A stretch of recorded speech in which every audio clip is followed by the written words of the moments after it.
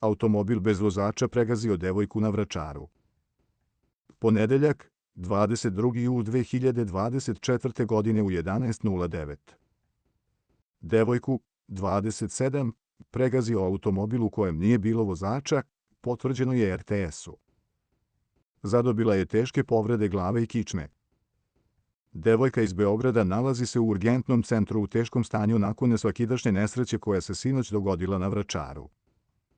Žena pešak, stara 27 godina, teško je povređena u saobraćajnoj nesreći na Vračaru i prevezana na reanimaciju u urgentni centar. Nesreća se dogodila sinoć u 22:39, rekla je za RTS dr. Ivana Stefanović iz hitne pomoći. Devojka je išla ulicom Velimira Bate Živojinovića kada je na nju naleteo automobil Volkswagen Polo u kome nije bio vozač.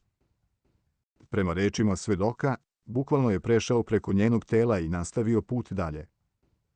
Dežurni tužilac Prvog osnovnog javnog tužilaštva u Beogradu naložio je podnošenje krivične prijave protiv vozača čiji je automobil udario devojku na Vračaru, dok on nije bio u njemu.